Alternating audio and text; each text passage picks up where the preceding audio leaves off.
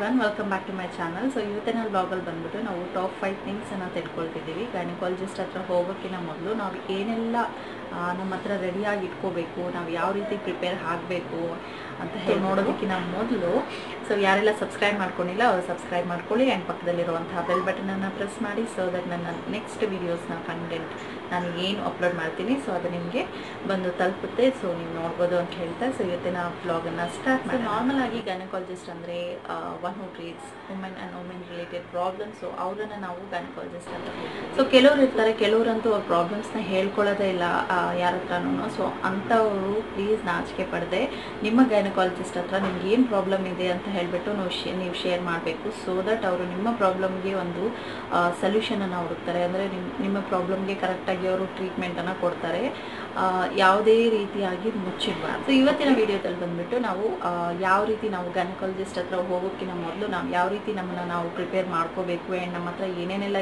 ಇಟ್ಕೋಬೇಕು ಆ್ಯಂಡ್ ಅವ್ರ ಹತ್ರ ಏನೇನೆಲ್ಲ ತಗೊಂಡು ಹೋಗಬೇಕು ಅಂತ ಹೇಳಿಬಿಟ್ಟು ಇವತ್ತಿನ ವಿಡಿಯೋ ಮಾಡ್ತಿದ್ದೀನಿ. ಸೊ ಇವತ್ತಿನ ವಿಡಿಯೋದಲ್ಲಿ ಇವೆಲ್ಲ ತಿಳ್ಕೊಳ್ಳೋಣ. So let's get. So first ಬಂದುಬಿಟ್ಟು ನಾವು ಎಲ್ಲರೂ ಮರ್ತೋಗೋದು ಬಂದುಬಿಟ್ಟು ನಮ್ಮಲ್ಲಿ LMP last month period.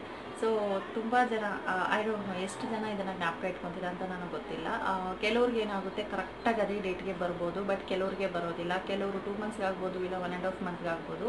So ಅಂಥವರು ಜ್ಞಾಪಕ ಇಟ್ಕೊಳ್ಳೋದಿಲ್ಲ. ಸೊ ಅಂಥವ್ರು ಏನು ಮಾಡಿ ಒಂದು ಕ್ಯಾಲೆಂಡರಲ್ಲಿ ಇಲ್ಲಾಂದರೆ ಒಂದು ಡೈರಿಯಲ್ಲಿ ನೀವು ಮಾರ್ಕ್ ಮಾಡಿ ಇಟ್ಕೊಳ್ಳಿ. ಆ್ಯಂಡ್ ಮಾರ್ಕ್ ಮಾಡಿ ಇಟ್ಕೊಂಡು ನೀವು ನಿಮ್ಮ ಗೈನಕಾಲಜಿಸ್ಟ್ ಹತ್ರ ನೀವು ಅದರ್ ರಿಲೇಟೆಡ್ ಪ್ರಾಬ್ಲಮ್ ಅಂದರೆ ಆ ರಿಲೇಟೆಡ್ ಏನಾದರೂ ಒಂದು ಸಮಸ್ಯೆ ಇಟ್ಕೊಂಡು ನೀವು ಡಾಕ್ಟರ್ ಹತ್ರ ಹೋಗ್ತಿದ್ರೆ ಸೊ ನೀವು ಅದನ್ನು ಡೆಫಿನೆಟ್ ಆಗಿ ನಿಮ್ಮ ಲಾಸ್ಟ್ ಮಂತ್ ಪೀರಿಯಡ್ ಅನ್ನೋದು ಅವ್ರಿಗೆ ಗ್ಯಾರಂಟಿ ಕೇಳ್ತಾರೆ. ಸೊ ಹಾಗಾಗಿ ನೀವು ಅದನ್ನು ಜ್ಞಾಪಕ ಇಟ್ಕೊಳ್ಳಿ. ಸೊ ನಿಮ್ಮ ಡೈರಿಯಲ್ಲಿ ಇಲ್ಲಾಂದರೆ ನಿಮ್ಮ ಕ್ಯಾಲೆಂಡರಲ್ಲಿ ಮಾರ್ಕ್ ಮಾಡಿ ಇಟ್ಕೊಂಡು ನೀವು ಅದನ್ನು ತಿಳ್ಕೊಂಡು ಹೋಗೋದು ತುಂಬಾ ಬೆಟರು. ಸೊ ಪಕ್ಕ ಡಾಕ್ಟರ್ ಇದನ್ನು ಕೇಳ್ತಾರೆ. ಸೊ ಜ್ಞಾಪಕ ಇಟ್ಕೊಳ್ಳಿ.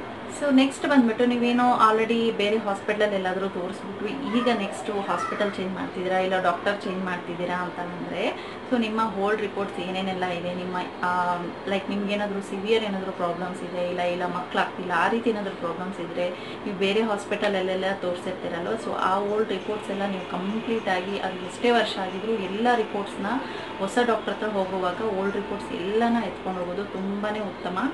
ಆ್ಯಂಡ್ ಅದಾದಮೇಲೆ ಓಲ್ಡ್ ರಿಪೋರ್ಟ್ಸ್ ಜೊತೆಗೇನೆ ನೀವು ರೀಸೆಂಟಾಗಿ ಯಾವುದೆಲ್ಲ ಟೆಸ್ಟ್ ಮಾಡಿಸಿರ್ತೀರ ಸೊ ಆ ಟೆಸ್ಟ್ ರಿಪೋರ್ಟ್ಸ್ ಎಲ್ಲ ಎತ್ಕೊಂಡು ಹೋಗೋದು ತುಂಬಾ ಬೆಟರ್. ಯಾಕೆಂದರೆ ಸೊ ಸೇಮ್ ಟೆಸ್ಟ್ಸು ಮತ್ತೆ ಅವರು ರಿಪೀಟ್ ಮಾಡಿದ್ರೂ ಮಾಡ್ಬೋದು. ಸೊ ಅದ್ರ ಮೇಲೆ ನಾವು ಮನಿನ ಸೇವ್ ಮಾಡ್ಬೋದು. ಅನವಶ್ಯಕವಾಗಿ ಮನಿನ ಖರ್ಚು ಮಾಡೋದು ಒಳ್ಳೇದಲ್ವಲ್ಲ. ಸೊ ಹಾಗಾಗಿ ನಾವು ಮನಿನ ಸೇವ್ ಮಾಡ್ಬೋದು. So old reports plus recent ಯಾವುದಾದ್ರೂ ಟೆಸ್ಟ್ ರಿಪೋರ್ಟ್ ಇದ್ದರೆ ನೀವು ಅದನ್ನು ನಿಮ್ಮ ಜೊತೆಯಲ್ಲಿ ತೊಗೊಂಡು ಹೋಗೋದನ್ನು. ಸೊ ನೆಕ್ಸ್ಟ್ ಬಂದುಬಿಟ್ಟು ನೀವು ಎಸ್ಪೆಷಲಿ ಗೈನಕಾಲಜಿಸ್ಟ್ ಹತ್ರ ಹೋಗುವಾಗ ಬೇರೆ ಯಾವ ಡಾಕ್ಟ್ರು ನನಗೇನು ಗೊತ್ತಿಲ್ಲ, ಬಟ್ ಗೈನಕಾಲಜಿಸ್ಟ್ ಹತ್ರ ಹೋಗುವಾಗ ಡೆಫಿನೆಟಾಗಿ ಅದು ಫಸ್ಟ್ ಟೈಮ್ ಹೋಗ್ತಾ ಇದ್ದರೆ ಡೆಫಿನೆಟಾಗಿ ನಿಮ್ಮ ಹಸ್ಬೆಂಡನ್ನು ಜೊತೆಯಲ್ಲಿ ಕರ್ಕೊಂಡೋಗಿ.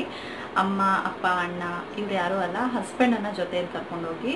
ಬಿಕಾಸ್ ಹಸ್ಬೆಂಡನ್ನ ಕೇಳ್ತಾರೆ.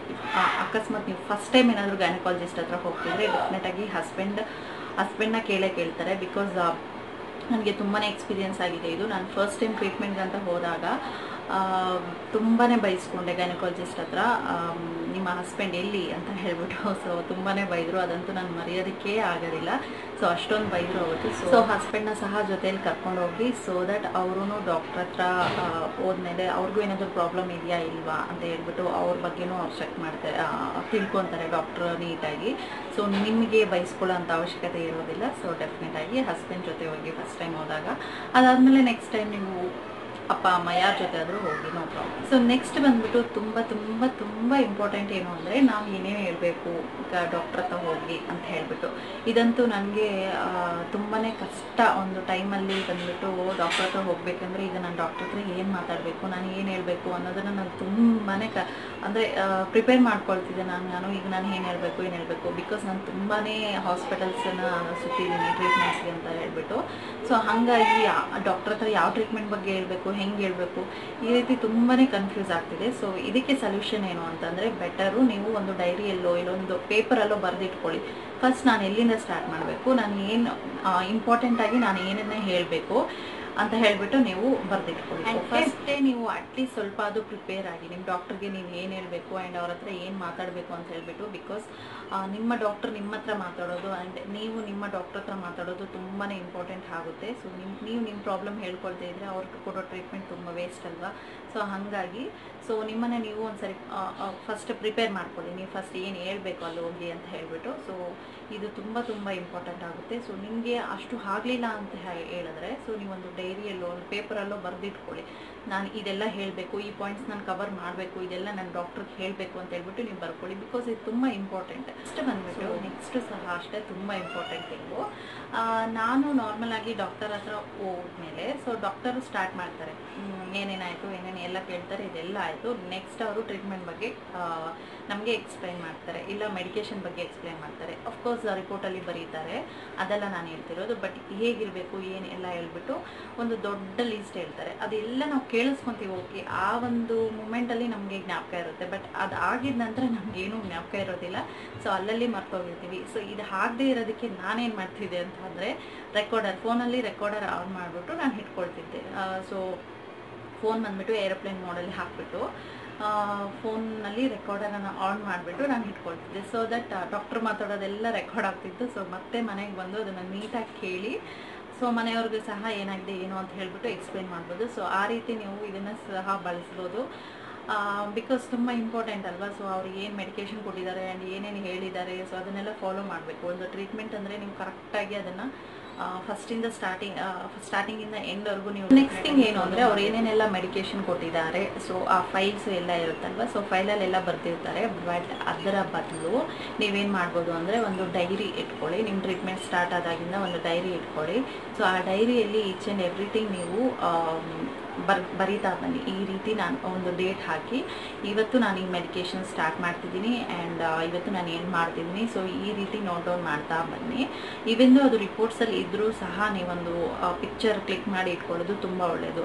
ಅಕಸ್ಮಾತ್ ಸಡನ್ನಾಗಿ ಆಕ್ಸಿಡೆಂಟಲ್ ಆಗಿ ನೀವು ಹಾಸ್ಪಿಟ್ಲಿಗೆ ಹೋಗಬೇಕು ಅಂತ ಬಂದಾಗ ನಿಮ್ಮ ಮೊಬೈಲಲ್ಲಿ ಮೆಡಿಕೇಷನ್ ಅನ್ನೋದಿರುತ್ತೆ, ನೋ ಪ್ರಾಬ್ಲಮ್. ರಿಪೋರ್ಟ್ಸ್ ಅನ್ನೋದು ಮತ್ತು ರಿಪೋರ್ಟ್ಸ್ ಏನಾದರೂ ಕಳೆದೋಯ್ತು ಅಂತ ಅಂದ್ಕೊಳ್ಳಿ. ನಮಗೆ ಆ ಪ್ರಾಬ್ಲಮ್ ಬರೋದಿಲ್ಲ. ಮೆಡಿಕೇಷನ್ ಎಲ್ಲ ಇರುತ್ತೆ. No problem. ಈ ರೀತಿ ಒನ್ ಬೈ ಒನ್ ಈ ರೀತಿ ಗೈನಕಾಲಜಿಸ್ಟ್ ಹತ್ರ ಹೋಗೋಕ್ಕಿಂತ ಮೊದಲು ನೀವು ಈ ರೀತಿ ನಿಮ್ಮನ್ನು ನೀವು ಪ್ರಿಪೇರ್ ಮಾಡ್ಕೋಬೋದು. ಆ್ಯಂಡ್ ಹಸ್ಬೆಂಡ್ನ ಕರ್ಕೊಂಡು ಹೋಗೋದನ್ನು ಮರಿಬೇಡಿ.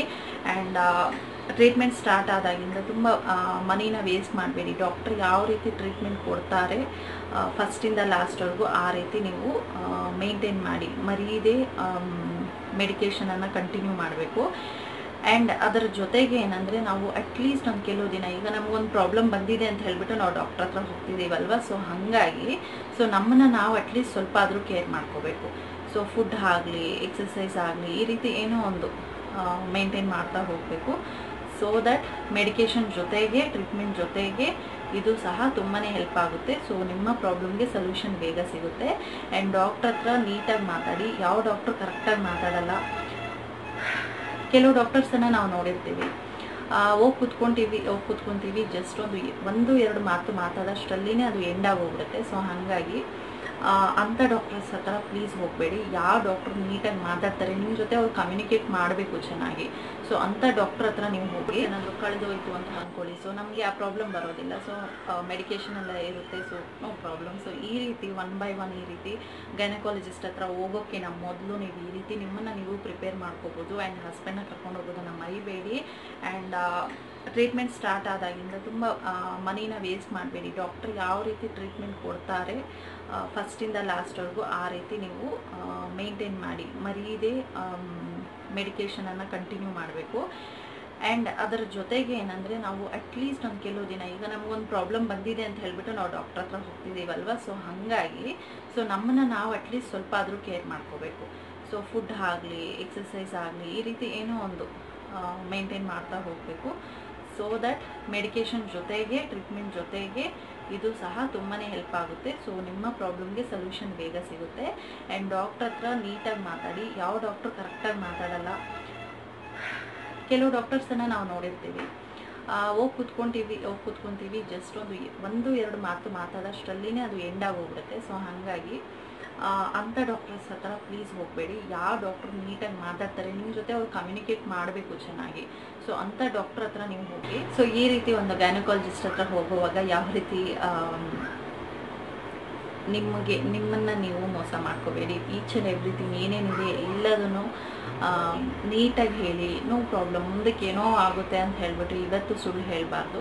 ಸೊ ಡೆಫಿನೆಟಾಗಿ ನಿಜ ಹೇಳಿ, ಸುಳ್ಳಂತೂ ಹೇಳಬೇಡಿ. ಇಲ್ಲ ನಾನು ತಿಂದೆ, ನಾನು ಡೆಫಿನೆಟಾಗಿ ನಾನು ಟ್ಯಾಬ್ಲೆಟ್ ತಿಂದೆ ಅಂತ ಈ ರೀತಿ ಎಲ್ಲ ಹೇಳಬೇಡಿ. ನಾನು ತಿಂದಿಲ್ಲ ಅಂದರೆ ಎಸ್ ಈ ರೀತಿ ಆಯಿತು, ನಾನು ತಿನ್ನೋಕ್ಕಾಗಲಿಲ್ಲ ಅಂತ ಹೇಳಿ.